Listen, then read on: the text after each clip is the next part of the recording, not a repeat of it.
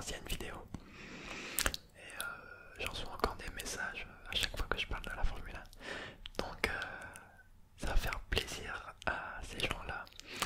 Et si vous n'aimez pas ce sport ou que vous ne connaissez pas, ça va vous permettre d'apprendre un peu plus de choses sur ce sport. Et sinon, si ça vous intéresse pas, c'est pas grave, vous pouvez vous laisser détendre, relaxer par mon chuchotement et par les différents bruits que je vais faire avec les différents objets en rapport bien évidemment avec la Formule 1. Donc voilà à peu près tout. Donc on va commencer par le commencement, c'est-à-dire qu'est-ce que la Formule 1? Alors j'ai pris la définition officielle, on va dire. Alors la Formule est une discipline de sport automobile considérée comme la catégorie reine de ce sport. Donc catégorie reine, on va dire que c'est la plus convoitée, on va dire, c'est top 1 quoi. Donc elle a pris au fil des années une dimension mondiale et elle est avec les Jeux Olympiques et la Coupe du Monde de football l'un des événements sportifs les plus médiatisés.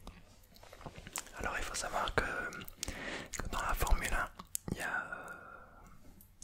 a énormément d'argent qui sont en jeu. Il faut savoir qu'une saison de Formule 1 ça coûte à peu près, je vais peut-être dire des bêtises, mais plus de 200 millions d'euros. Sachant que par équipe, chaque équipe dépense, on va dire pour la plus petite 150 millions et pour la plus grosse 400 millions à peu près. J'ai plus les chiffres exacts, mais ça doit être à peu près dans cette tranche d'argent. Donc il y a énormément d'argent comme dans le football ou d'autres sports. Donc il est beaucoup médiatisé depuis quelques années maintenant. C'est diffusé sur Canal+ en France. Avant c'était sur TF1, mais TF1 ils ont repris quelques parts de marché.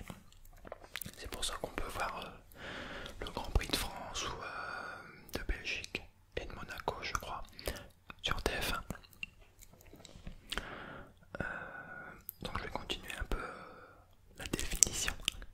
Donc chaque année, depuis 1950, un championnat mondial des pilotes est organisé, complété depuis 1958 par le championnat mondial des constructeurs automobiles. Donc il y a un prix décerné à chaque fin de saison pour le meilleur pilote, celui qui a le plus de points, et pour la meilleure team, celle qui a également le plus de points. Donc c'est pas forcément parce que un pilote de telle écurie gagne que forcément l'écurie va gagner le prix, le championnat du monde des constructeurs. Il y a une année ça a été Lewis Hamilton qui courait pour McLaren, qui a été titré champion du monde, et le titre des constructeurs a été remis à Ferrari. Donc c'est pas forcément les deux à la fois. Donc la compétition est basée sur des grands prix. Donc des grands prix c'est des courses à bord de voitures monoplaces disputées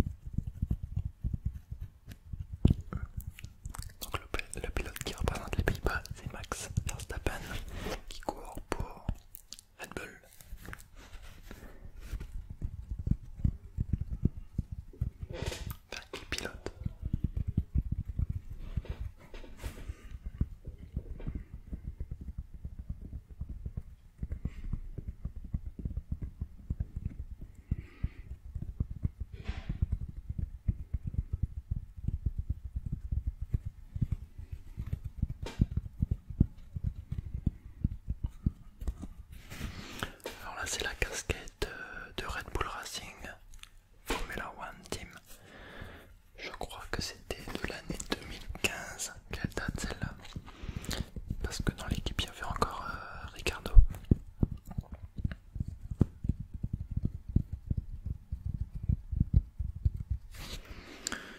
Donc les grands prix de cette année 2020. Donc comme je l'ai dit tout à l'heure, il y en a deux qui s'ajoutent au calendrier. Donc ce qui porte le nombre de courses à 22. Donc la première course, c'est le week-end qui arrive, enfin. Donc c'est le Grand Prix d'Australie qui aura lieu le 15 mars à 6h du mat pour les Français. On va devoir se lever, ça va être compliqué ça. Non, je pense que je vais me lever. Moi aussi. Donc le deuxième Grand Prix, c'est à Bahreïn le 22 mars. Ensuite, le troisième au Vietnam le 5 avril, donc le nouveau circuit. Ensuite, nous avons le 19 avril, le Grand Prix de Chine. Le 3 mai, le Grand Prix du Pays-Bas. Le 10 mai, le Grand Prix d'Espagne. Le 24 mai, le Grand Prix mythique de Monaco. Le 7 juin, le Grand Prix d'Azerbaïdjan. Le 14 juin, le Grand Prix du Canada. Le 28 juin, le Grand Prix de France. Le 5 juillet, le Grand Prix d'Autriche. Le 19 juillet, le Grand Prix de Grande-Bretagne. Le 2 août, le Grand Prix d'Hongrie. Le 30 août, le Grand Prix de Belgique. Le 6 septembre, le Grand Prix d'Italie. Le 20 septembre, le Grand Prix de Singapour. Le 27 septembre, le Grand Prix de Russie. Le 11 octobre, le Grand Prix du Japon. Le 25 octobre, le Grand Prix des États-Unis. Le 1er novembre, le Grand Prix du Mexique. Le 15 novembre, le Grand Prix du Brésil. Et enfin,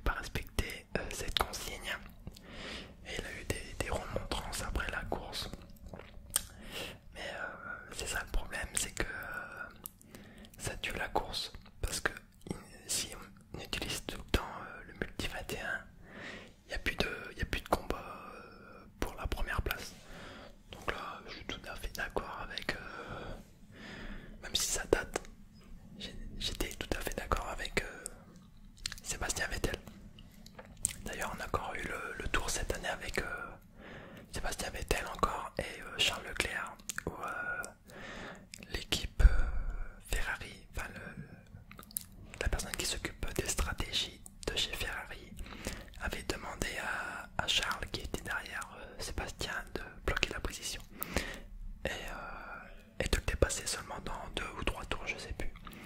Mais il n'avait pas respecté cette consigne et il a eu aussi des remontrances après la course. Donc voilà, mais bon, c'est très bien que la stratégie c'est chez Ferrari, c'est voilà quoi. Donc ensuite, on va passer à Red Bull. Donc en premier pilote, nous avons Max Verstappen avec son coéquipier pardon, Alex Albon.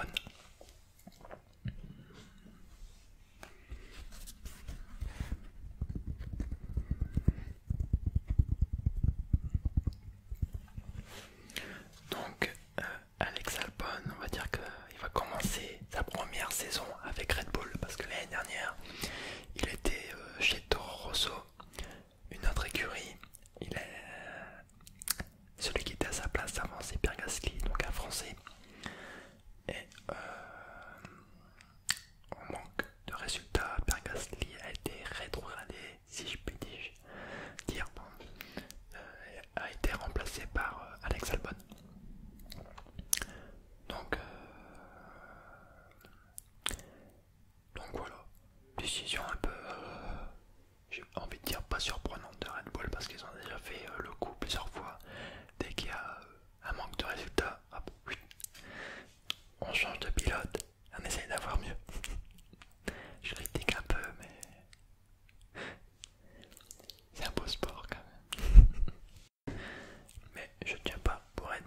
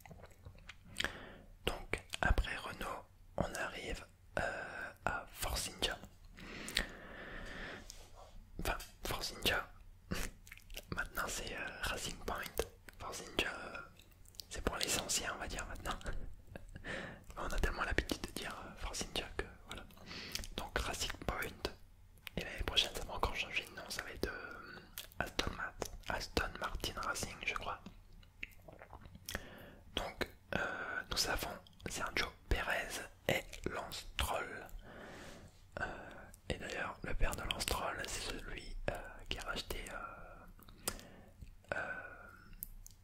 si je dis pas de bêtises, 51% des parts de Racing Point, anciennement Force India. Donc après nous avons l'équipe As. Donc As est en grande difficulté pour la saison 2019. J'espère que pour cette saison ça ira mieux pour eux. Donc en premier pilote nous avons Kevin Magnussen et Romain Grosjean, encore un Français. Donc cette année en Formule 1 nous allons avoir 3 Français.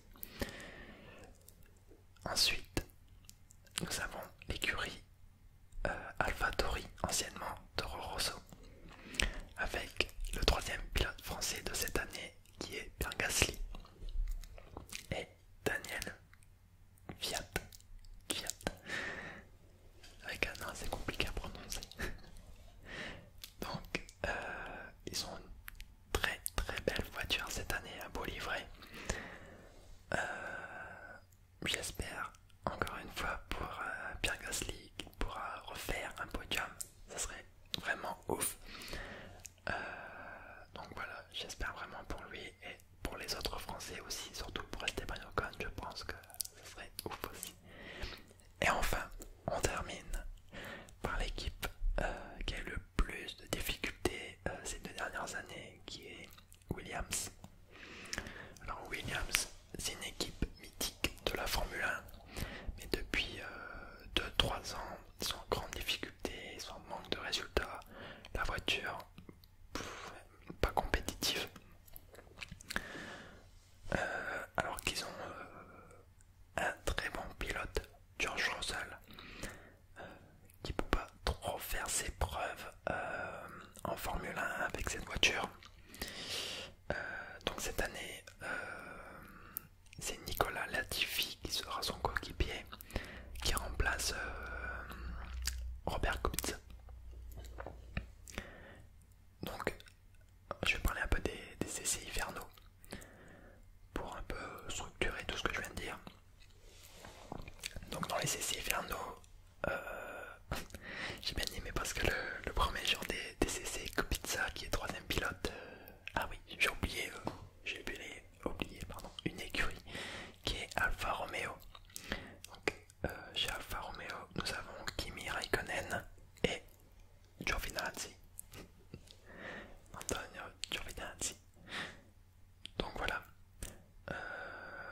donc je le disais, ça m'a fait beaucoup rire parce que le premier jour des essais hivernaux, celui qui a fait le meilleur tour c'est Robert Kubica en tant que troisième pilote chez Alfa Romeo. Donc ça m'a fait un peu rire, mais bon, tant mieux pour lui. Donc ces essais hivernaux,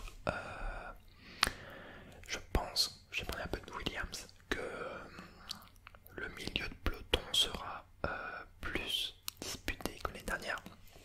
J'espère que pour Williams, ils auront plus que 1 point cette année. Au moins 5, je pense que ce serait pas mal pour eux. Ensuite, je pense qu'ils seront déjà plus compétitifs que les dernières. Ils ont aussi une belle livrée. J'ai eu beaucoup de critiques parce que ça ressemble un peu à une marque de dentifrice. Mais bon, les goûts, les couleurs, ça se discute pas.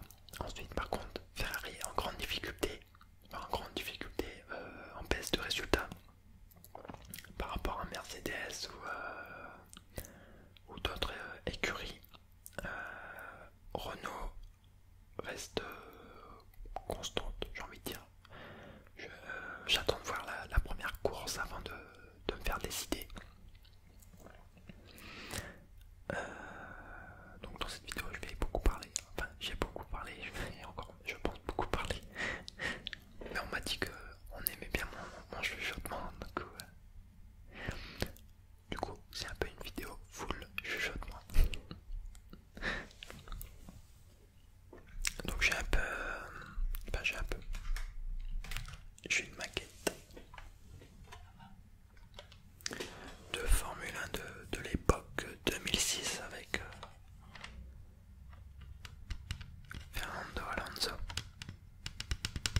Donc c'est avec cette voiture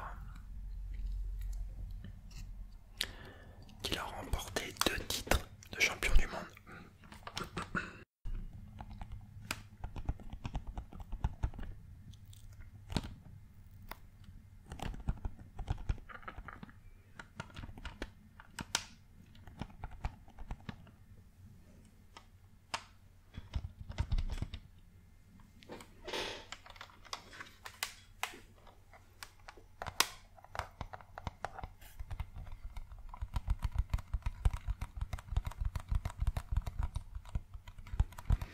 Je vais pas trop rentrer non plus dans les détails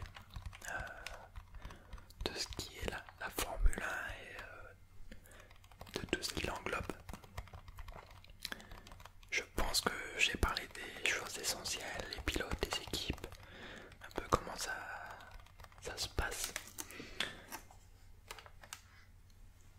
Donc comment se passe un week-end de course? Déjà le vendredi. Donc c'est les free practice 1 et 2. Donc free practice, c'est-à-dire qu'il n'y a aucun enjeu à la fin, c'est par exemple pour faire des tests ou autre. Ensuite le samedi matin, on a les free practice 3. Et ensuite l'après-midi, les qualifications. Donc ça se passe en 3 parties, les qualifications, Q1, Q2, Q3. Et le premier de la Q3 obtient la pole position. Donc c'est celui qui part au premier, le premier dans la grille. Et ensuite le dimanche c'est la course. Donc maintenant une Formule 1 ça ressemble plus du tout à ça. On a des ailerons plus détaillés, etc. Des sidepods beaucoup plus travaillés. C'est une voiture qui est très complexe et qui coûte extrêmement cher. Donc je vais vous faire voir un peu des images de ce que ressemble une Formule 1 maintenant.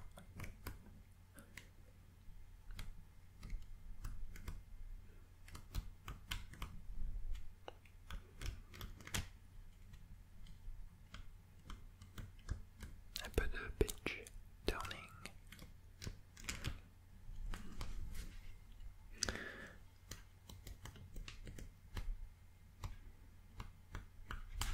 Hop, alors.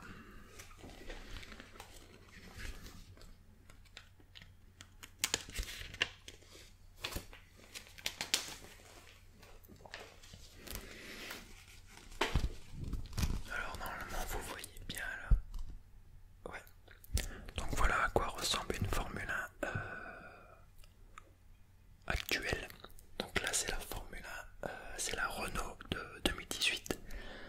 Donc entre 2018 et 2019 il n'y a pas eu énormément de changements. Et entre 2019 et 2020 il n'y aura pas de grands changements non plus.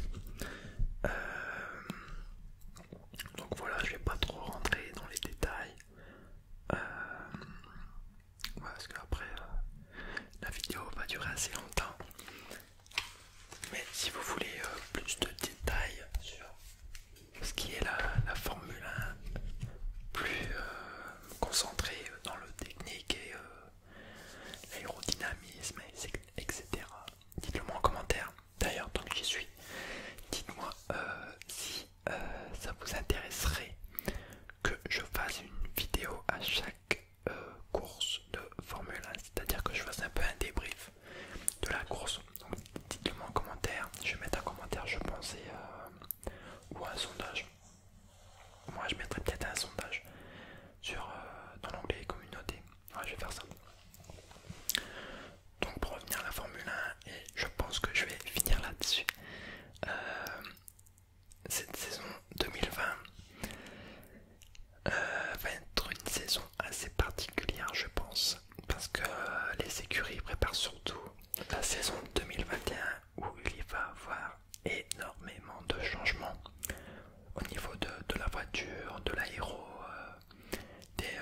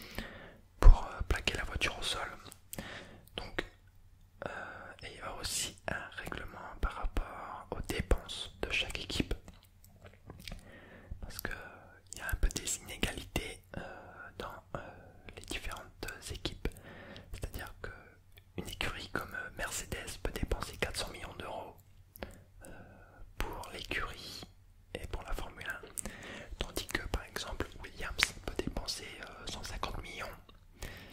Du coup, il y a une grande différence et ça se voit au niveau des résultats. Donc l'argent joue sur la conception de la voiture, etc. quoi. Donc en 2021, il y aura une réglementation là-dessus de 350 millions, je pense, par équipe.